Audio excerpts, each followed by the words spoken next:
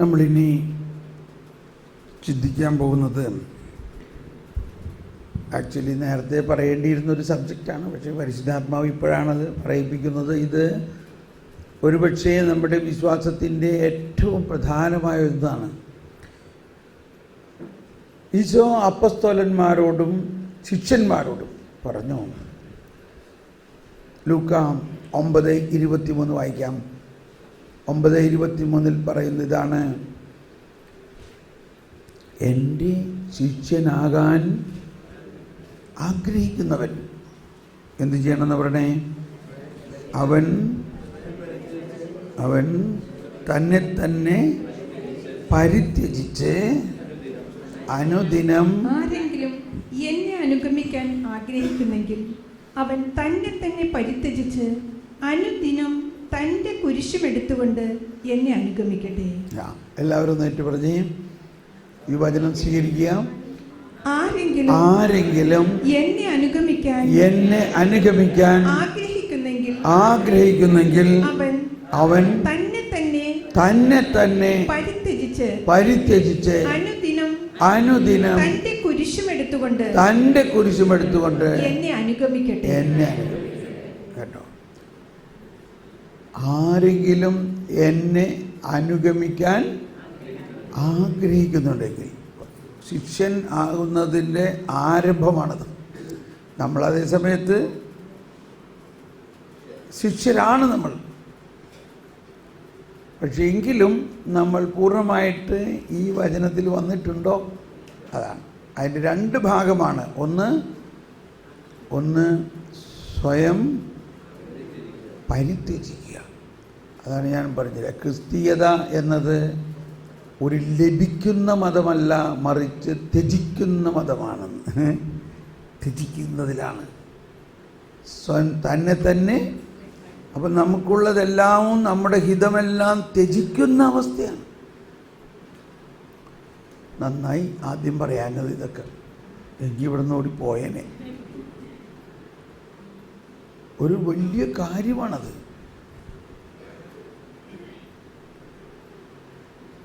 അപ്പം അത് മനസ്സിലാക്കാൻ എളുപ്പമൊന്നുമല്ല. ഒന്നാമത്തെ, നമ്മളുടെ സോഷ്യൽ സ്ട്രക്ചർ ഇതിൻ്റെ എല്ലാം ഒരു ഓപ്പോസിഷനിൽ കിടക്കുകയാണ്.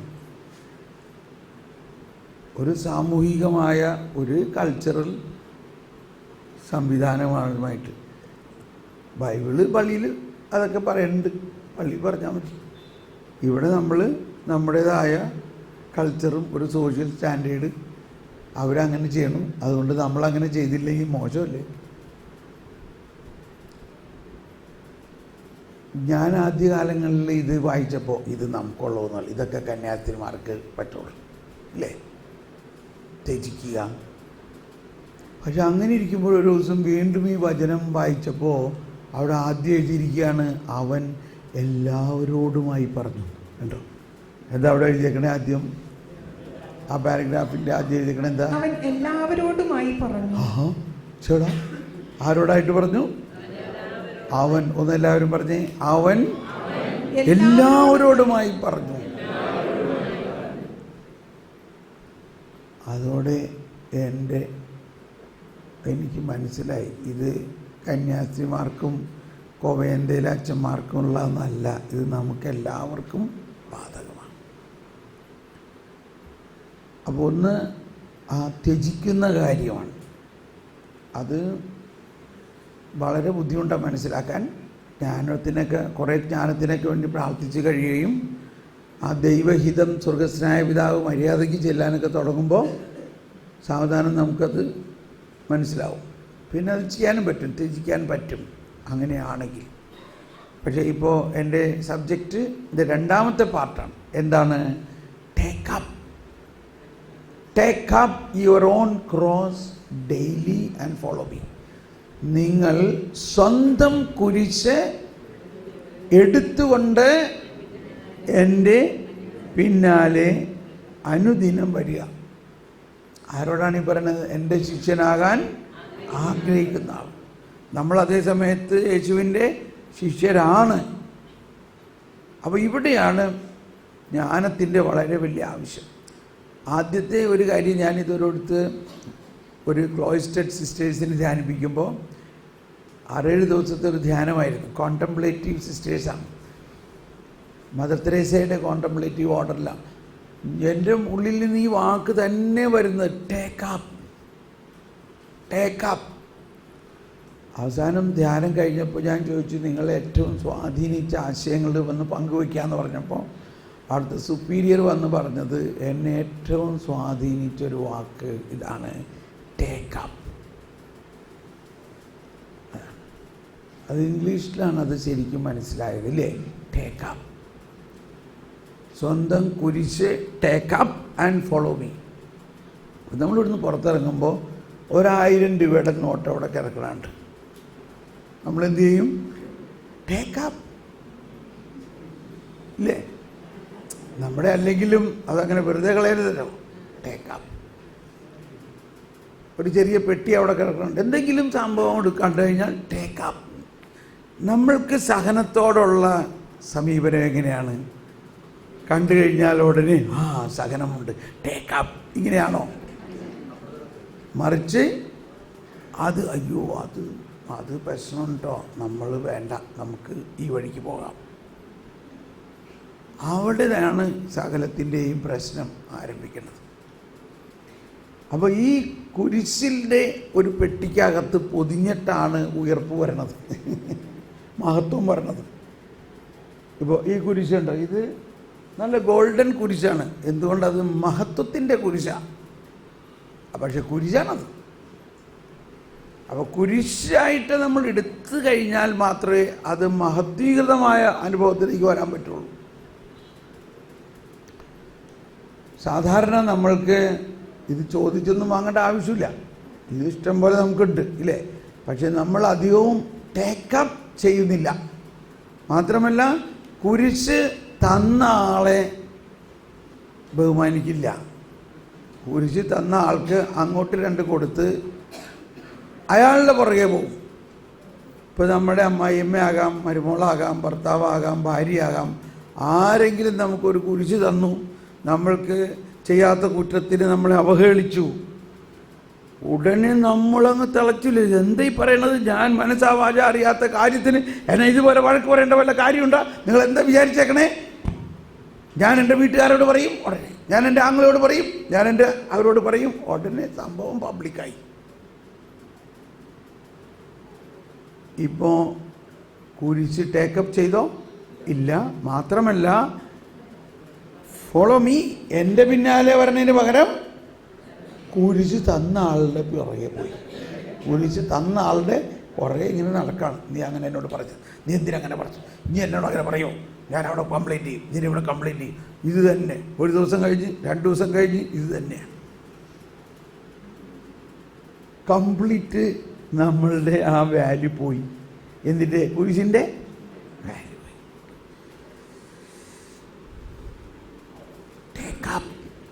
Take up and follow me. ഞാൻ എവിടേക്കാണ് പോയത്? കുരിശെടുത്തുകൊണ്ട് കാൽവരിയിലേക്കാണ് പോയത്. അതെവിടെയാ? അത് ഈ വേദിയാണ്, ബലിവേദി.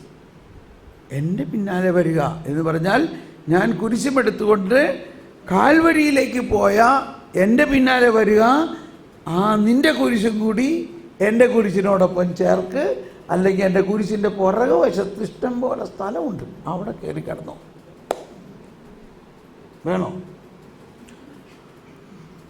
തലേ കാട്ടുണ്ട്. അപ്പോൾ ഇതാണ് ഇതിൻ്റെ ഒരു രഹസ്യം. നമ്മൾ നമ്മുടെ ജീവിതത്തിലെ അനുദിനം, എവരി ഡേ, അനുദിനം ഉണ്ടാകുന്ന സഹനങ്ങളെ ടേക്കപ്പ് സ്വീകരിച്ച് മാത്രം പോരാ, അത് തന്ന ആളുടെ പുറകെ പോകാണ്ട് കർത്താവിൻ്റെ പുറകെ പോകണം. ഇത് വലിയ ഒരു ജ്ഞാനമാണത്. അപ്പോൾ ജ്ഞാനത്തിന് വേണ്ടി കുറേ പ്രാർത്ഥിച്ച് കഴിയുമ്പോഴാണ് യേശയ്യായിലും സങ്കീർത്തനങ്ങളിലും എല്ലാം ഈശോയുടെ സഹനത്തെക്കുറിച്ച് പറഞ്ഞിട്ടുള്ളത് നമുക്ക് വളരെ കൃത്യമായി മനസ്സിലാവും. ഇനി 1-2 ഉദാഹരണങ്ങളിലൂടെ പറയാം. അല്ലെങ്കിൽ ഒരു വചനം കൂടി വരുന്നത് ഇതാണ്. ഫിലിപ്പിയർ 1:29. ഫിലിപ്പിയർ 1:29 പറയുന്നത് വിശ്വാസം. ഫിലിപ്പിയർ 1:29 ക്രിസ്തുവിൽ വിശ്വസിക്കാൻ മാത്രമല്ല അവന് വേണ്ടി സഹിക്കാൻ കൂടിയുള്ള അനുഗ്രഹമാണ് അവനെ പ്രതി നിങ്ങൾക്ക് ലഭിച്ചിരിക്കുന്നത് എന്ന് പറഞ്ഞാൽ എല്ലാവരും ക്രിസ്തുവിൽ വിശ്വസിക്കാൻ വേണ്ടി മാത്രമല്ല അവനെ പ്രതി സഹിക്കാൻ കൂടിയുള്ള അനുഗ്രഹം ആണ് നിങ്ങൾക്ക്. ഒന്നുകൂടി എല്ലാവരും ഒന്ന് ഉച്ചത്തിൽ പറഞ്ഞേ. ക്രിസ്തുവിൽ വിശ്വസിക്കാൻ മാത്രമല്ല അവന് വേണ്ടി സഹിക്കാൻ കൂടിയുള്ള അനുഗ്രഹം അവനെ പ്രതി നിങ്ങൾക്ക് ലഭിച്ചിരിക്കുന്നു. അപ്പോൾ ഈ സഹനത്തെക്കുറിച്ച് ഒരുപാട് പഠിക്കാനുണ്ട്. അത് പഠിക്കാൻ വളരെ എളുപ്പമാണ്, കാരണം നമുക്ക് എല്ലാവർക്കും പ്രാക്ടിക്കലായിട്ട് അതുണ്ട്. പക്ഷേ അതിൻ്റെ വിസ്മരണീയമായ ദൈവിക ജ്ഞാനത്തിലൂടെ അത് മനസ്സിലാകാത്തത് കൊണ്ട് അതൊരു ഭാരമായിട്ട് തോന്നുന്നു. ഇപ്പോൾ മദർ തെരേസയെക്കുറിച്ച് ഭയങ്കരമായിട്ട് എല്ലാവരും പൊക്കി പറയുന്നുണ്ട്, നല്ല കാര്യം. അൽഫോൻസാമയെക്കുറിച്ചൊക്കെ. പക്ഷേ കൊച്ചു തെരേസയും ഇവരെല്ലാവരുടെയും ജീവിതത്തിൽ ഇവർ സഹനത്തിൻ്റെ മാധുര്യം ആസ്വദിച്ചവരാണെന്നും പറയുന്നുണ്ടല്ലേ. അത് മനസ്സിലാക്കാൻ അവർക്ക് പറ്റിയത് കൊണ്ടാണ് അവർ വിജയിച്ചത്. പക്ഷേ നമുക്കും സഹനത്തിന് കുറവൊന്നുമില്ല. അവരൊക്കെ സഹിച്ച മാതിരിയുള്ള സഹനം നമുക്കുണ്ട്. പക്ഷെ നമ്മളതിൻ്റെ മാധുര്യം മനസ്സിലാക്കാതെ അതൊരു ശാപമായിട്ടോ ഒരു ദുരിതമായിട്ടോ ആരെങ്കിലും നമ്മളെ ദ്രോഹിക്കുന്നതായിട്ടോ ഒക്കെയാണ് നമ്മളതിൽ കാണുന്നത്. ഇതാണ് ജ്ഞാനത്തിലൂടെ നമ്മൾക്ക് മനസ്സിലാവേണ്ടത്. ദൈവത്തിൻ്റെ ജ്ഞാനത്തിലൂടെ മാത്രമേ ഇത് മനസ്സിലാവുള്ളൂ. ഇതിപ്പോൾ ഞാൻ പറഞ്ഞാലും ചിലപ്പോൾ മനസ്സിലായെന്ന് വരില്ല. ഞാൻ പറഞ്ഞില്ലേ, ഒരു ക്യാൻസർ രോഗത്തിന് മരുന്ന് വന്നാൽ അത് ആർക്കാണ് അത് മനസ്സിലാവുന്നത്, സന്തോഷമാവുന്നത്? ക്യാൻസർ രോഗിക്ക്. അപ്പോൾ ഈ സഹനത്തിൻ്റെ തീച്ചൂള അനുഭവം ഉള്ളവർക്ക് ഇതിപ്പോൾ എളുപ്പം മനസ്സിലാവും. അല്ലാത്തവർക്ക് അതുണ്ടാകാൻ വേണ്ടി പ്രാർത്ഥിക്കുക എന്നല്ലാണ്ട് അതുണ്ടായി കഴിയുമ്പോൾ മനസ്സിലാവും. പിള്ളേർ വിഷമിക്കൊന്നും വേണ്ട, അതുണ്ടാവും, എല്ലാവർക്കും ഉണ്ടാവും. ഈ കൊച്ചി ഇവൾക്ക് എത്ര വയസ്സായി? അവളിരുന്നേ നോക്കി ചിരിക്കണം. നീ എന്ത് വിചാരിച്ചിട്ടാ ചിരിക്കണേ? എന്താ കേട്ടത്? കുരിശ് എന്നൊക്കെ കേട്ടത് വല്ലതും മനസ്സിലായോ? എൻ്റെ ദൈവമേ, പാവം പിള്ളേരൊക്കെ. പക്ഷേ ഞങ്ങളുടെ ജീവിതത്തിൽ ഇപ്പം ഞാനും എൻ്റെ ഭാര്യയും ഞങ്ങൾക്ക് ഇതൊക്കെ ഭയങ്കര പരിചയമായി, ഈ സഹനത്തിൻ്റെ മാധുര്യം. അങ്ങനെ വാസ്തവത്തിൽ ഈ ദൈവിക വെളിപ്പെടുത്തലുമായിട്ടിതൊരു ബന്ധമുണ്ട്. സഹനത്തിൻ്റെ ഒരു വലിയ നിലയിലൂടെ പ്രമോഷൻ കിട്ടിച്ചെന്നാലേ വലിയ വെളിപ്പെടുത്തൽ നമുക്ക് മനസ്സിലാവുള്ളൂ. അതും ഈ ദൈവിക വെളിപ്പെടുത്തലുമായിട്ടും ഒരു ബന്ധമുണ്ട്. അതാണ് കർമ്മല മല കയറ്റം. മലയുടെ താഴെ നിന്ന് കഴിഞ്ഞാൽ ഇതൊന്നും കിട്ടില്ല, കയറുമ്പോൾ always it is A struggle. ആ കയറുന്ന ഒരവസ്ഥയാണ്. എനിവേ, ഒരുപാട് വിശദീകരിക്കേണ്ട ആവശ്യമില്ല. നിങ്ങളേതായാലും കോവേന്തക്കാരുമല്ല, കോണ്ടംപ്ലേറ്റീവ്സും അല്ല. ആകെ 3 കന്യാസ്ത്രീമാർ ഇവിടെ ഉണ്ട്. അവർക്ക് കൂടി വേണ്ടിയിട്ടാണ് ഞാനിത് പറയണത്. അതിൻ്റെ ആഴമായ അർത്ഥം മനസ്സിലാക്കട്ടെ. നിങ്ങൾക്കും വേണം അത്. കോവേന്തേക്കാളും വലിയൊരു കോവേന്തയാണ് നമ്മുടെ വീട്ടിലെ. നമ്മുടെ വീട്ടിലും കോവേന്തയിലേക്കാളും കഷ്ടമായിരിക്കും ചിലപ്പോൾ. കഷ്ടം എന്ന് പറഞ്ഞാൽ ഒരു മൈനസ് മാർക്കല്ല. നമ്മളിപ്പോഴും ഈ സഹനത്തിൻ്റെ ആ പ്ലസ് പോയിൻ്റ് നമ്മൾ മനസ്സിലാക്കുന്നില്ല. കുരിശ് എന്നൊക്കെ പറയുന്നുണ്ട്. കുരിശെന്ന് പറയുന്നതിനെ വളരെ നല്ല അർത്ഥത്തിൽ നമ്മൾ ഇപ്പോഴും കാണുന്നില്ല. ഓക്കെ, അപ്പോൾ അത് ജ്ഞാനത്തിന് വേണ്ടി പ്രാർത്ഥിക്കുമ്പോൾ ഇനി ഞാൻ ഉദാഹരണങ്ങൾ പറയാൻ പോവുകയാണ്. ചായയാണോ കാപ്പിയാണോ വെള്ളമാണോ ഒന്നുമല്ല. ഇല്ല, ഇവിടെ ഉണ്ട്, കുഴപ്പമില്ല. ശ്രദ്ധിക്കണം, ഞാൻ 1-2 ഉദാഹരണങ്ങൾ പറയാൻ പോവുകയാണ്. ആദ്യം കുടുംബക്കാരുടെ കാര്യം പറയാം, എന്നിട്ട് സിസ്റ്റർമാരുടെ കാര്യം പറയാം. ഒരു സഹോദരി,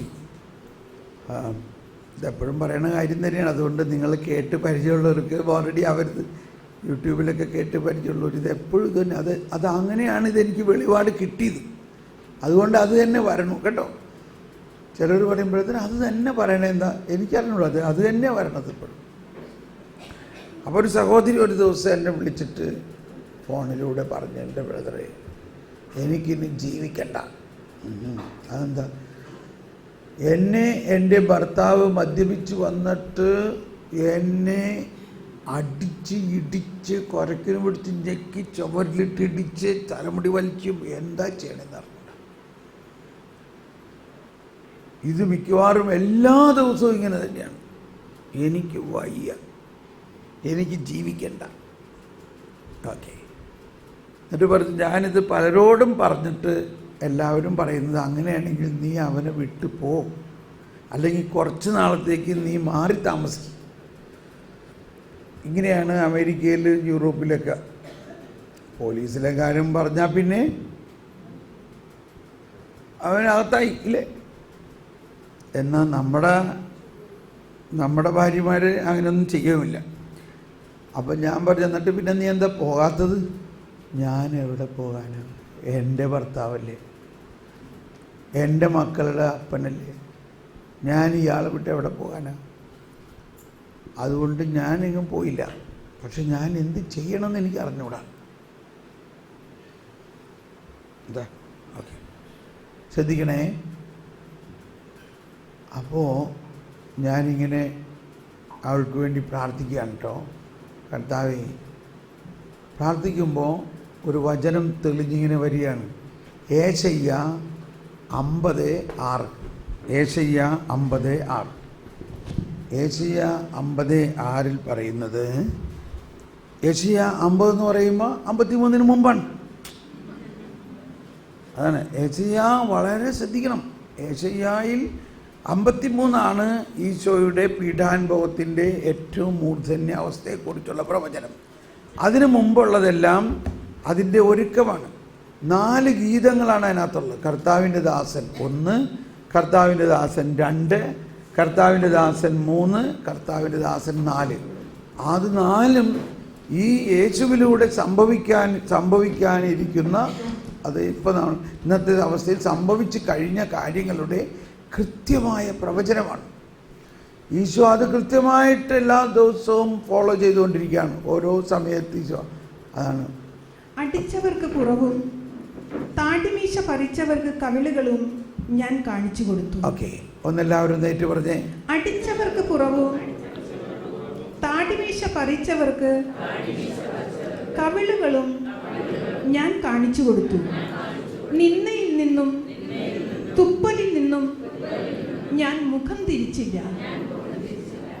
അടുത്ത വചനം കൂടി. എൻ്റെ ദൈവമായ കർത്താവ് എന്നെ സഹായിക്കുന്നതിനാൽ ഞാൻ പതറുകയില്ല. ഞാൻ എൻ്റെ മുഖം ശിലാതുല്യമാക്കി. എനിക്ക് ലജ്ജിക്കേണ്ടി വരികയില്ലെന്ന് ഞാൻ അറിയുന്നു.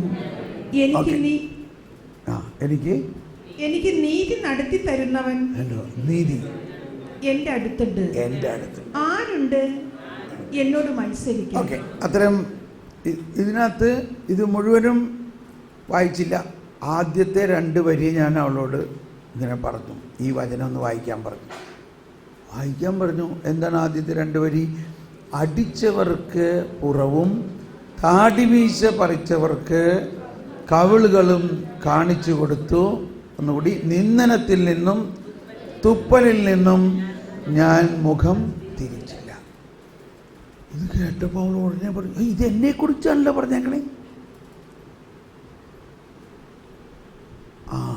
നിനക്ക് ഇത് തന്നെയാണോ നിനക്ക് അനുഭവിക്കണേ? എൻ്റെ മുതുകിനിട്ട് അടിക്കണത്. ഞാൻ പുറം കാണിച്ചു കൊടുക്കാണ്ട് ഞാൻ എന്ത് ചെയ്യാൻ പറ്റും?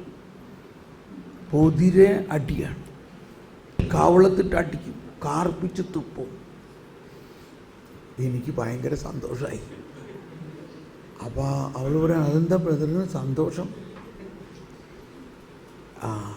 നിനക്കറിയോ ഇതാരെക്കുറിച്ചാണ് പറഞ്ഞേക്കണേന്ന്?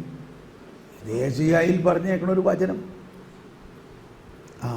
അതിനെ കുറച്ചും കൂടി ആഴമായിട്ട് നീ മനസ്സിലാക്കണം. ഇത് യെശയ്യാ എഴുതിക്കഴിഞ്ഞ്, അതായത് യെശയ്യാ 750 വർഷം കഴിഞ്ഞിട്ട്, 725ഓളം വർഷം കഴിഞ്ഞിട്ട്, 750ഓളം വർഷം കഴിഞ്ഞിട്ട് യേശുവിൽ സംഭവിക്കാനിരിക്കുന്നതിനെ കുറിച്ചാണ് ഇത് എഴുതിയിരിക്കുന്നത്. അതുകൊണ്ടാണ് യേശുവിനെ പീലാത്തോസിൻ്റെ ആളുകൾ ചമ്മട്ടി കൊണ്ട് അടിച്ചത്, മുഖത്ത് കാർപ്പിച്ച് തുപ്പി, നിന്ദനത്തിൽ നിന്നും തുപ്പലിൽ നിന്നും അപ്പം അത് തന്നെയാണല്ലോ എനിക്ക് സംഭവിക്കുന്നത്. എങ്കിൽ ഇതൊരു വലിയ വിളിയാണ് നിനക്കിപ്പോൾ ഈശോയുടെ ആ വേദനയിൽ, ആ വേദന എന്താണെന്ന് ചെറുതായിട്ടൊന്നും മനസ്സിലാവുന്നില്ലേ? ശരിക്കും മനസ്സിലാവുന്നുണ്ട്. ഞാൻ പറഞ്ഞു എനിക്ക് മനസ്സിലാവുന്നില്ല, കാരണം എന്നെ ആരും അതേമാതിരി അടിച്ചിട്ടില്ല, എൻ്റെ ഭാര്യ എന്നെ അടിക്കില്ല എന്ന് പറഞ്ഞാൽ എന്നെ ആരും അതേമാതിരി ഉപദ്രവിച്ചിട്ടില്ല. അതുകൊണ്ട് എനിക്കത് മനസ്സിലാവുന്നില്ല. പക്ഷെ നിനക്ക് മനസ്സിലാവുന്നില്ലേ? ഇനി ഒന്ന് മനസ്സിലാക്കേണ്ടത്, ദൈവം അറിയാതെ, ഈശോ പറഞ്ഞു, ഇതാ 2 കുരുവികളെ നോക്കുവിൻ, അതിലൊന്ന് പോലും എൻ്റെ സ്വർഗസ്ഥനായ പിതാവ് അറിയാതെ താഴെ വീഴില്ല. നിന്റെ തലമുടി നാര് പോലെ എണ്ണപ്പെട്ടിരിക്കുന്നു എന്ന് പറഞ്ഞാൽ, നിന്റെ വീട്ടിൽ നടക്കുന്ന ഈ സംഭവം മുഴുവനും ദൈവമായ കർത്താവും ഈശോ മിശിഹായും നോക്കിക്കൊണ്ടിരിക്കുന്നുണ്ടോ? അത് ശരിയാണല്ലോ. ദൈവം അറിയാതെ എനിക്കൊന്നും സംഭവിക്കില്ല. അപ്പോൾ എന്തുകൊണ്ട് പിന്നെ ദൈവം ഇത് അനുവദിച്ചു? ദൈവം ഇങ്ങനെയൊക്കെ അനുവദിക്കുമോ? അതാണ് മനസ്സിലാക്കേണ്ടത്. അതാണ് ഈശോ പറയുന്നത്, take up your own cross daily and follow me. അതായത് ഇവിടെയാണ് ഈ സഹനത്തിൻ്റെ രഹസ്യം. ഈശോയുടെ ജ്ഞാനം സ്വീകരിച്ചിരിക്കുന്ന നമ്മളെല്ലാവരും അവനിൽ വിശ്വസിക്കാൻ മാത്രമല്ല, അവനോടൊപ്പം സഹിക്കാൻ കൂടിയുള്ള ഒരു അനുഗ്രഹമാണ് നമുക്ക് ലഭിച്ചിരിക്കുന്നത്. നമ്മൾ അവൻ്റെ ശരീരത്തിൻ്റെ ആ വ്യക്തിത്വത്തിൻ്റെ ഒരു ഭാഗമാണ്. അതുകൊണ്ട് നീ ഈ വേദനയും ഇതൊന്ന് ഈശോയ്ക്ക് കൊടുത്തിട്ട്, ഈശോയെ അങ്ങ് അനുഭവിച്ച ആ ഭയാനകമായ വേദനയിലെ ഒരു തുള്ളി ഞാൻ സ്വീകരിക്കുകയാണ്, എന്നിട്ട് ഇത് അങ്ങയെ ആശ്വസിപ്പിക്കാൻ വേണ്ടി ഞാൻ സമർപ്പിക്കുന്നു, അങ്ങേക്ക് ആശ്വാസമാകാൻ വേണ്ടി. അവൾ പറയാണ്, എനിക്ക് ഈശോനെ ആശ്വസിപ്പിക്കാൻ പറ്റുമെന്നോ? സാധാരണ ഞാൻ ഈശോയിൽ നിന്ന് ഇങ്ങോട്ട് ആശ്വാസം സ്വീകരിക്കുകയല്ലേ ചെയ്യേണ്ടത്. പക്ഷേ ഈശോയ്ക്ക് നമ്മളോട് ഇത്രയും വലിയ സ്നേഹമാണ്. ഈശോ നമ്മളിൽ നിന്ന് ആശ്വാസം പ്രതീക്ഷിക്കുന്നു. അതാണ് സങ്കീർത്തനം 69:20 പറയുന്നത്. സങ്കീർത്തനം 69:20 പറയുന്നത്, ആരെങ്കിലും എന്നെ ആശ്വസിപ്പിക്കാനുണ്ടോ എന്ന് ഞാൻ നോക്കി, എന്നാൽ ആരെയും കണ്ടില്ല. അതാണ് ഗെത്സമനിയിൽ ഈശോ കരഞ്ഞ്, എൻ്റെ കൂടെ ആരെങ്കിലും ഒന്ന് ആശ്വസിപ്പിക്കാമോ? ആരെയും കണ്ടില്ല. അപ്പോൾ ദൈവപിതാവ് ഒരു മാലാഖയെ അയച്ചു. ആ മാലാഖ ഈശോയെ ആശ്വസിപ്പിച്ചു. എന്നാൽ ഇനി മാലാഖനെ അയക്കണോ?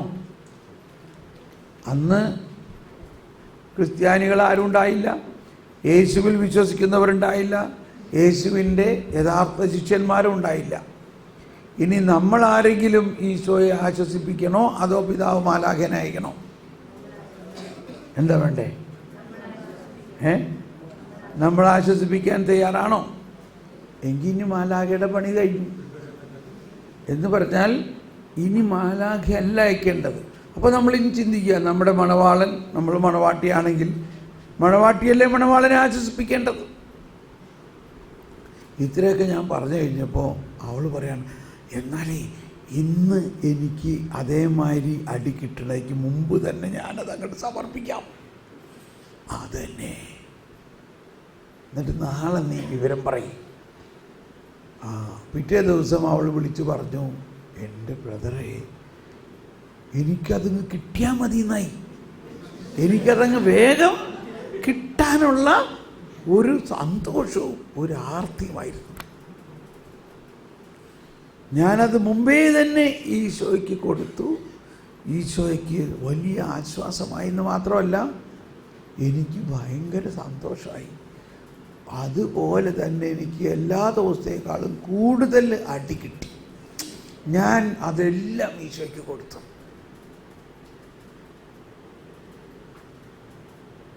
പിറ്റേ ദിവസം രാവിലെ ഇയാൾ നല്ലൊരു വിശുദ്ധനെ പോലെ പാത്രമൊക്കെ കഴുകി വെച്ച് കറിയൊക്കെ ഉണ്ടാക്കി തന്നു.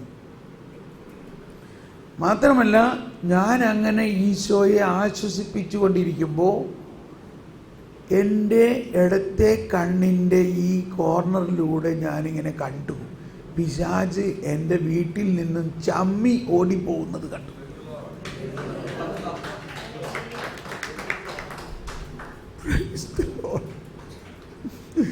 അപ്പോൾ ഇതാണ് കുരിശ് കണ്ട പിശാച് ഓടുമെന്ന് പറയുന്നതിൻ്റെ അർത്ഥം. മനസ്സിലാവുന്നുണ്ടോ? അതാണ്. എന്തിനു പറയണു? പിന്നെ ഇവൾക്ക് ഇതൊരു ലഹരിയായി. ഇതൊരു ദിവസം കിട്ടിയില്ലെങ്കിൽ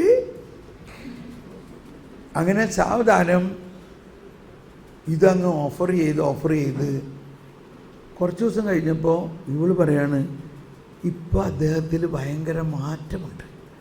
അദ്ദേഹം ഇപ്പോൾ മദ്യപിക്കുന്നില്ല, എന്നെ ഉപദ്രവിക്കുന്നില്ല, പള്ളിയിലൊക്കെ പോകാൻ തുടങ്ങി, പ്രാർത്ഥിക്കാൻ തുടങ്ങി, ബ്രദറിൻ്റെ ടോക്കൊക്കെ കേൾക്കാൻ തുടങ്ങി. അങ്ങനെ ആൾ വളരെ നല്ലൊരു മനുഷ്യനായി മാറി. അപ്പോൾ ഇതിനകത്തുനിന്ന് കുറേ കാര്യങ്ങളൊക്കെ നമ്മൾ പഠിച്ചു, ഇല്ലേ? ഇനി വേറൊരിക്കൽ ഞാൻ ഇങ്ങനെ ഒരു ഇംഗ്ലണ്ടിലൊരു ധ്യാനം നടത്താൻ പോയി. അപ്പോൾ ഒരു പാരീഷിലാണ് ധ്യാനം, മലയാളികൾക്കാണ് ധ്യാനം.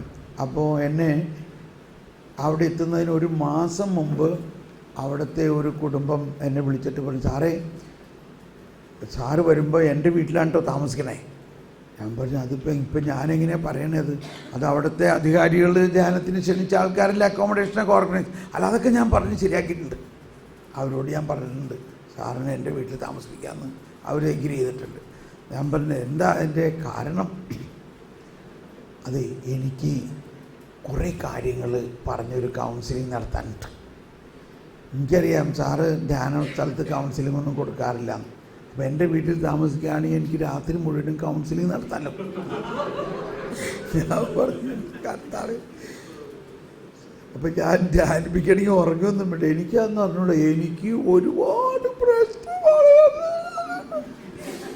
കരച്ചിൽ തുടങ്ങി. ശരി ഞാൻ വരുമ്പോൾ. അതുകൊണ്ട് ഞാൻ ചെന്ന ആദ്യം തന്നെ ഞാൻ പറഞ്ഞു, എന്താ പറയാനുള്ളതെന്ന് വെച്ചാൽ പറയും. ഒരു 4 മണിയായിട്ടുള്ളൂ. അപ്പോഴേ ഞാൻ പറഞ്ഞു, ഈ രാത്രി മുഴുവനും നമ്മളെ എണ്ണിപ്പിച്ചിരുത്താണെങ്കിൽ പിറ്റേ ദിവസം ധ്യാനിപ്പിക്കണ്ടേ? അപ്പോൾ ഭർത്താവ് അവർക്കൊരു മുറിയിൽ തന്നെ അവരെ ഇരുത്തി. ഇവർ പറഞ്ഞു തുടങ്ങിയപ്പോഴേ ഭയാനകമായ സഹനമാണ്. ഇത് നമ്മുടെ നാടിൻ്റെ ഒരു പ്രത്യേകതയാണ്. നമ്മൾ ചിലവർ നേഴ്സായിട്ട് അമേരിക്കയ്ക്ക് പോവും, ഇംഗ്ലണ്ടിൽ പോയി അവിടെ എത്തിക്കഴിഞ്ഞാൽ അവരുടെ ഏറ്റവും വലിയ ആഗ്രഹം എൻ്റെ കൂടപ്പിറപ്പുകളൊക്കെ അങ്ങോട്ട് കൊണ്ടുവരണം. അങ്ങനെ അവർ കല്യാണമൊക്കെ തൽക്കാലം വേണ്ടാന്ന് വെച്ച്, അതുകൊണ്ടാണ് പിന്നെ ലേറ്റ്. അവസാനം എല്ലാവരെയും കൊണ്ടുവന്ന് രക്ഷപ്പെടുത്തി. അവർക്ക് വിസയായി, അവർക്ക് ജോലിയായി. അങ്ങനെ ഒരു കേസാണ്. പക്ഷെ അത് കഴിഞ്ഞിട്ട് എല്ലാവരും അവരെ അങ്ങ് തിരസ്കരിച്ച്, പൗലോസ്ലീഹ പറഞ്ഞേക്കണമാതിരി ഞങ്ങളെ ചപ്പും ചവറും ഉച്ഛിഷ്ടം പോലെ ആക്കി. വീട് പണിത് കൊടുത്തു, അപ്പനും അമ്മയ്ക്കുള്ള എല്ലാം വേണ്ടത്. പക്ഷേ ഫോൺ ചെയ്ത അപ്പൻ വായ തുറന്ന പച്ചത്തെറിയ പറയും ഒരു മകളോട്. സഹോദരന്മാർ ഞാൻ അവർക്ക് എന്തെല്ലാം ചെയ്തു കൊടുത്തിട്ടും അവരെന്തിന് ഇതുപോലെ എന്നോട് പെരുമാറും? എന്നിട്ട് ഇവരങ്ങ് ചാങ്ക് പൊട്ടി കരയെ, ഇവർക്കങ്ങ് മേലൊക്കെ വയ്യ. അപ്പം ഈ ജോയിൻസ് പെയിൻ്റെ ഒക്കെ ഒരു കാരണം ഇതാണ്. ചിലർക്ക് എല്ലാ ജോയിൻസും വേദനെടുക്കണ്ടെങ്കിൽ ഉടനെ ഞാൻ ചോദിക്കും, ഇങ്ങനെ എന്തെങ്കിലും ഇഷ്യൂസ് ഉണ്ടോ? അപ്പോൾ ഉണ്ടാവും. അപ്പോൾ അത് ക്ലിയർ ആയാലേ ജോയിൻറ്റ് പെയിൻ മാറുള്ളൂ. എനിവേ, അപ്പോൾ ഇത്രയും പറഞ്ഞപ്പോഴേക്കും ഞാൻ പറഞ്ഞു നിർത്തും. ഞാൻ ഈ സംഭവം അവരെ അറിയിച്ചു. ഏത്? കർത്താവ് ഗെത്സമനിയിൽ കിടന്നിട്ട് കരഞ്ഞു. അപ്പോൾ ഈ കരച്ചിലിൻ്റെ ഇടയ്ക്ക് ഇവരിങ്ങനെ പറഞ്ഞ് കരയണേൻ്റെ ഇടയ്ക്ക് ഇവരുടെ അകത്തുനിന്ന് വരുന്നൊരു വാക്ക് ഇതാണ്, എനിക്ക് പറ്റണില്ല ബ്രദർ, എനിക്ക് പറ്റണില്ല, എനിക്ക് പറ്റണില്ല. ഇങ്ങനെ തന്നെ കരയണേ. അത് കേട്ടപ്പോൾ എനിക്ക് നല്ല കറക്റ്റ് മനസ്സിലായി. ഞാൻ പറഞ്ഞു, ഒരു മിനിറ്റ്, കർത്താവ് ഈശോമിശിഹ ഗെത്സമനിയിൽ കിടന്നിട്ട് ഇങ്ങനെ തന്നെയാണ് കരഞ്ഞത്, എനിക്ക് പറ്റണില്ല. അതൊന്ന് മനസ്സിൽ കണ്ടേ. എന്നിട്ട് കർത്താവേ, അങ്ങയെ എല്ലാവരും തിരസ്കരിച്ച പോലെ ഞാനും എല്ലാവരാലും തിരസ്കരിക്കുന്നു. ഞാൻ അവർക്ക് വേണ്ടതെല്ലാം ചെയ്തു കൊടുത്തിട്ട് അവരെന്നെ എന്തിനെങ്ങനെ ചെയ്യണം? എനിക്ക് പറ്റണില്ല, എനിക്ക് താങ്ങാൻ പറ്റണില്ല. ആ അവസ്ഥ ഇപ്പോൾ മനസ്സിലാവുന്നുണ്ടോ? ഈശോ എന്തുകൊണ്ടാണ് അങ്ങനെ കിടന്ന് കരഞ്ഞെന്ന്? ആ ഈശോയെ ആശ്വസിപ്പിക്കാമോ എന്ന് ചോദിക്കും. ഞാൻ ഈശോനെ ആശ്വസിപ്പിക്കേ? അതെ, നിനക്കേ ഇപ്പോൾ ഈശോനെ ആശ്വസിപ്പിക്കാൻ പറ്റുള്ളൂ. നിനക്ക് കൃത്യം ആ വേദന ഇപ്പം മനസ്സിലാവുന്നുണ്ട്. നീ ഇപ്പോൾ ഈശോയെ, ഞാൻ അതുപോലെ തന്നെ വേദനിക്കുകയാണ് ഈശോയെ, ഞാൻ ആ വേദന നിന്റെ വേദനയോട് ചേർത്ത് നിന്നെ ആശ്വസിപ്പിക്കാം. പിതാവേ, ഇത് ഞാൻ അങ്ങയുടെ കയ്യിൽ നിന്ന് സ്വീകരിക്കുന്നു. കണ്ടോ, പിലാത്തോസിൻ്റെ മുമ്പിൽ നിൽക്കുമ്പോൾ പിലാത്തോസ് പറഞ്ഞു, നിന്നെ കൊല്ലാനും വിട്ടയക്കാനും എനിക്ക് അധികാരമുണ്ടെന്ന് പറഞ്ഞപ്പോൾ ഈശോ എന്ത് പറഞ്ഞു?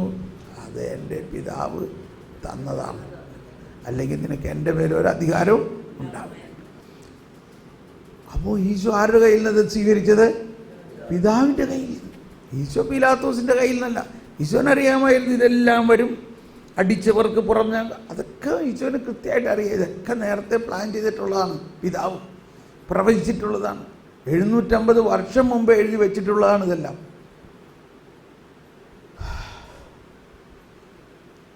എന്തിനു പറയണു? ഈ അമ്മച്ചി ഈ വേദന, ഭയാനകമായ ചങ്ക് പൊട്ടുന്ന വേദന ഈശോയ്ക്ക് അങ്ങ് കൊടുത്തു. ഈശോയെ, ഞാൻ അങ്ങേ ആശ്വസിപ്പിക്കുന്നു എന്ന് പറയല്ല. ഏതാണ്ട് ഒരു 2-3 അല്ലെങ്കിൽ 1 മിനിറ്റ് മാക്സിമം എടുത്ത് കാണും. ഇവർ സാവധാനം അങ്ങോട്ട് ചിരിക്കാൻ തുടങ്ങി. ഇത്രയും നേരവും ഭയങ്കരമായിട്ട് കരഞ്ഞിരുന്ന ആള് ഒന്ന് കൈവീശി കാണിച്ചേ, പുറങ്ങല്ലേ, ചിരിക്കാൻ തുടങ്ങി. ചിരിക്കാൻ തുടങ്ങിയിട്ട് ഭയങ്കര ചിരി. അപ്പോൾ സാധാരണഗതിയിൽ നമുക്കെന്ത് തോന്നും? ഒന്ന് ആലോചിച്ച് നോക്കി, എന്ത് തോന്നും? കരിസ്മാറ്റിക്കാരെ കുറിച്ച് അങ്ങനെ ഒരു റിമാർക്ക് ഉള്ളതാണ്. ഇവരിടയ്ക്ക് ഇത്തിരി വട്ടായി പോകാറൊക്കെ ഉണ്ട്. ശരിക്കും എനിക്ക് പേടിയായി. ദൈവമേ, ഭർത്താവ് ഉടനെ വാതിൽ തുറന്നു വന്നു. ഇതെന്ത് സംഭവിച്ചത്? ഞങ്ങൾ 2 പേര് ഇവരെ പിടിച്ചു നിർത്തിയിട്ടും ഇവർ ചിരി നിൽക്കണില്ല. അത് കഴിഞ്ഞിട്ട് ഇവരങ്ങ് ആശ്വാസമായിട്ട് പറയാണ്, ഞാൻ എവിടെയാ? എല്ലാം പോയി ബ്രദറെ, എൻ്റെ ഭാരം മുഴുവനും പോയി, ഞാനങ്ങ് പറന്നു പോണമായിരിക്കും. ഇപ്പം എന്ത് സംഭവിച്ചു? ഈശോ ഏറ്റെടുത്തു എന്ന് മാത്രമല്ല, എന്തുകൊണ്ടാണ് ഈ ചിരി വന്നത്? ഇതാണ് ഉയർപ്പിൻ്റെ സന്തോഷം. ദുഃഖവെള്ളിയാഴ്ച ഇല്ലാതെ ഉയർപ്പുണ്ടാകും. അതാണ്. അപ്പോൾ അങ്ങനെ ഇനി വേറൊരു എക്സാമ്പിൾ കൂടി വരികയാണ്. ഇതൊക്കെ നടന്ന സംഭവങ്ങളാണ്. ഇതൊക്കെയാണ് എൻ്റെ ബൈബിൾ. മത്തായിയുടെ ബൈബിള് അല്ലെങ്കിൽ മത്തായിയുടെ സുവിശേഷം, ഇത് തോമസ് പോളിൻ്റെ സുവിശേഷം. ഒരിക്കൽ ഒരു സ്ഥലത്ത് ഞാനിങ്ങനെ വേറൊരു രാജ്യത്ത്, നമ്മുടെ രാജ്യം പറയണ്ട, മലയാളികളെ ധ്യാനിപ്പിക്കാനാണ്. അപ്പോൾ അവിടെ ഒരു വീട്ടിൽ താമസിക്കുമ്പോൾ അവിടുത്തെ സഹോദരൻ, ബ്രദറെ, ഞങ്ങളുടെ അടുത്ത വീട്ടിലൊരു മലയാളി ഫാമിലിയാണ്, അവർക്കൊരു വലിയ പ്രശ്നമുണ്ട്. എന്നിട്ട് ആ പ്രശ്നം അവതരിപ്പിച്ചിങ്ങനെയാണ്. അവർ നല്ല കാറ്റഗീസുമൊക്കെ പഠിപ്പിക്കും, പള്ളിയിലെ കാര്യങ്ങളിലൊക്കെ ലീഡർഷിപ്പ് എടുക്കണ പെട്ട. അപ്പോൾ അവൾക്ക് ഒരു പാട്ട് ഭയങ്കര ഇഷ്ടമാണ്. ആ പാട്ടെന്ന് പാടിയ എന്താണെന്നറിയാമോ? കുരിശിൽ കണ്ടു ഞാൻ സ്നേഹത്തെ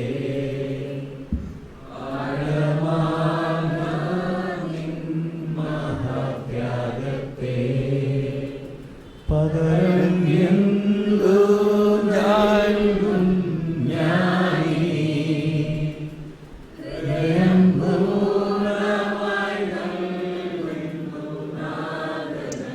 ഓക്കെ. അപ്പോൾ അവള് ഇത് കുളിമുറിയിലും ഇത് ഫോണിൽ വെച്ച് പാടും, ഭക്ഷണം കഴിക്കണോടത്ത്, ഭക്ഷണം ഉണ്ടാക്കണ കിച്ചണിൽ ഇത് പാടും, എല്ലായിടത്തും ഈ പാട്ടാണ്. അവൾക്ക് ഭയങ്കര ഇഷ്ടമായി പാട്ട്. ഭക്ഷണം ഉണ്ടാക്കണ കിച്ചണിൽ പിള്ളേരൊക്കെ ഉണ്ടപ്പോൾ പ്രായമായ 3 പെൺപിള്ളേരാണ് അവൾക്ക്. അവർക്ക് ഇതൊന്നും വലിയ താല്പര്യമൊന്നുമില്ല, ഭർത്താവിനും ഇതൊട്ടും താല്പര്യമില്ല. പക്ഷേ ഇവൾ ഇത് കേട്ടിട്ട് അങ്ങ് ഭയങ്കര സന്തോഷത്തിലാണ്. അത് കഴിഞ്ഞ് ഒരു ദിവസം ഒരു ശവസംസ്കാരത്തിന് വേണ്ടി ഇവരെല്ലാവരും കൂടി പോവുകയാണ്. 3 മക്കളും ഭർത്താവും ഇവളും കൂടി പോകുമ്പോൾ ഇവൾ വണ്ടിയിലിരുന്ന് അപ്പോഴും ഇത് കേട്ട് ഇങ്ങനെ ആസ്വദിച്ചുകൊണ്ട് പോവുകയാണ്.